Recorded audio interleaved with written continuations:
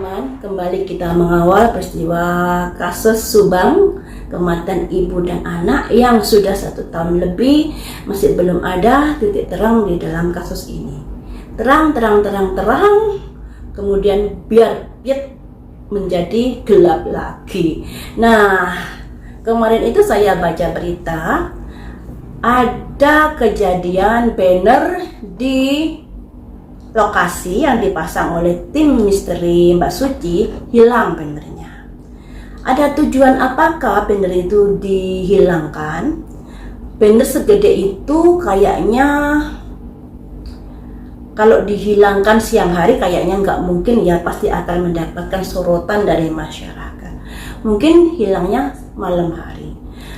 Mari kita prediksi di sini, apakah ada tujuan-tujuan untuk menghilangkan banner tersebut? Mungkinkah dari pelaku yang tidak mengendaki kalau terungkapnya peristiwa itu? Karena banner tersebut adalah ada tembusan untuk Pak Presiden, tembusan untuk Pak Kapolri, tembusan untuk Polres dan lain sebagainya, kayaknya seperti itu ya. Dan menuntut agar pengungkapan ini bisa ditangani secara cepat dan terang-benerang. Mari kita ungkap di sini. Tapi sebelumnya jangan lupa untuk selalu di-subscribe terlebih dahulu dan diklik tanda lonceng agar kalian mendapatkan notifikasinya ketika saya mengunggah video yang baru. Mari kita ungkap di sini pakai kartu apa ini ya? Mengapa banner itu diambil? Alasan apakah banner itu diambil? Alasan apakah banner ibu dan anak di Subang itu diambil?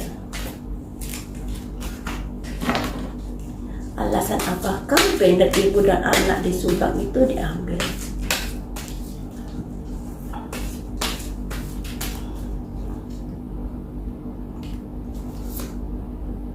Ada seseorang atau bisa seseorang, bisa organisasi atau bisa instansi yang merasa kedudukannya ini lebih tinggi, yang merasa punya wewenang, yang merasa punya kuasa, yang merasa saya paling benar dan lain sebagainya ya, sudah bermain di sini. Jadi yang mengambil ini adalah entah orang, entah organisasi, entah institusi yang memiliki kedudukan yang tinggi.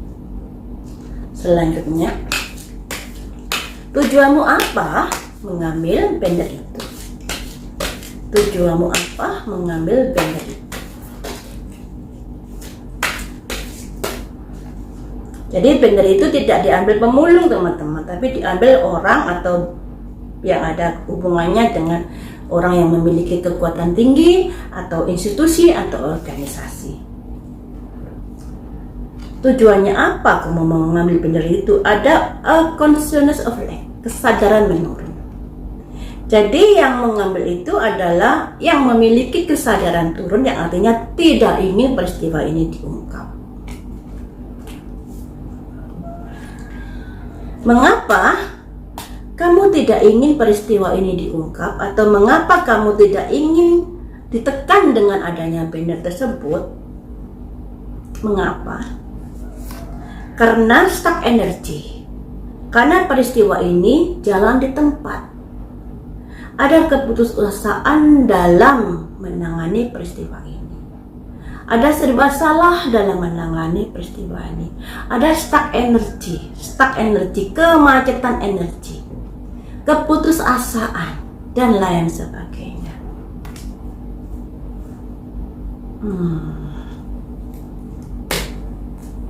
Keputusasaan ini yang digambarkan mobil mogok ini yang nggak bisa jalan. Nah, mengapa kamu merasa putus asa atau merasa gerah dengan penanganan kasus ini? Dikarenakan ada the loving man, ada laki-laki yang mengasihi, yang menyayangi. Ada laki-laki di sini. apa yang sudah diberikan laki-laki ini kepadamu, ataukah laki-laki ini yang melakukan sendiri atau bagaimana? Tunjukkan ya. Ada katanya apa laki-laki ini? Ada hidden motivasi tersembunyi. Jadi seperti ini teman-teman, yang mengambil banner tersebut adalah entah orang, bisa organisasi, bisa institusi yang memiliki kewenangan, yang memiliki kekuatan, yang merasa paling berkuasa. Di sini mengapa dia melakukan? Karena kesadarannya sudah menurun, sudah ada keputusasaan dan lain sebagainya. Atau bisa jadi dua versi ya, bisa jadi di sini karena ada keinginan agar peristiwa ini tidak terungkap, atau karena tidak mampu mengungkap peristiwa ini. Nah, ini terkait juga adanya laki-laki yang memiliki motivasi tersembunyi di sini. Motivasi apakah yang tersembunyi di sini? Motivasi seperti apakah yang tersembunyi di sini? Pikiran-pikiran gelap. Oh, pikiran-pikiran gelap. Jadi ini terkait dengan apa ya? Pikiran gelap teman-teman. Pikiran gelap ini, pikiran gelap yang seperti apakah? Seperti apakah? Teman dan kolega. Wow. Jadi peristiwa Subang ini juga agak luas pelakunya, menyangkut teman dan kolega. Teman dan kolega, teman Ibu Tuti dan koleganya Ibu Tuti. Nah, teman Ibu Tuti dan koleganya Ibu Tuti ini teman yang meluas seperti apakah sehingga kok ada rasa kesel, rasa dendam pada Ibu Tuti dan Amir sehingga melakukan hal itu dengan secara keji dan kejam ya.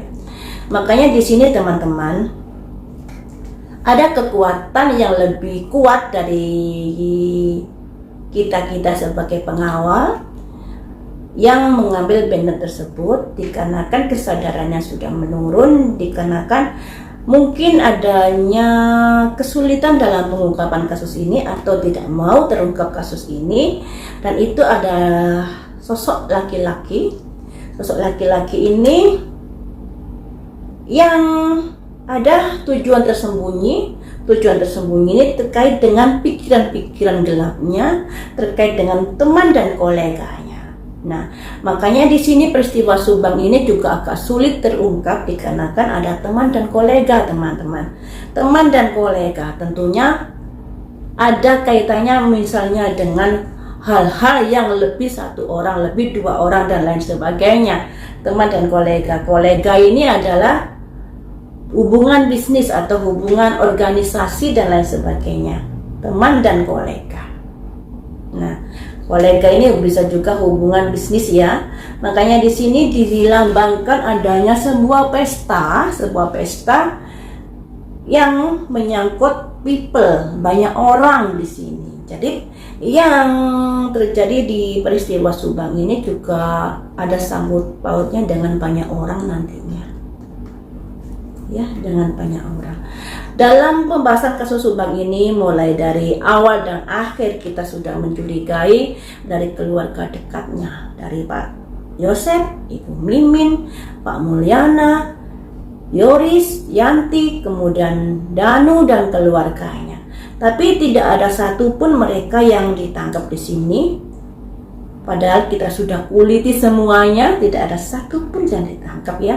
Mungkin juga mereka nggak bersalah atau mungkin nggak berani menangkap karena kalau sudah ditangkap pasti akan bersuara yang akan menyangkut dengan teman dan kolega ini. Mungkin seperti itu, atau bisa juga mereka adalah tidak tersangkut, tapi yang bermain di sini adalah orang luar.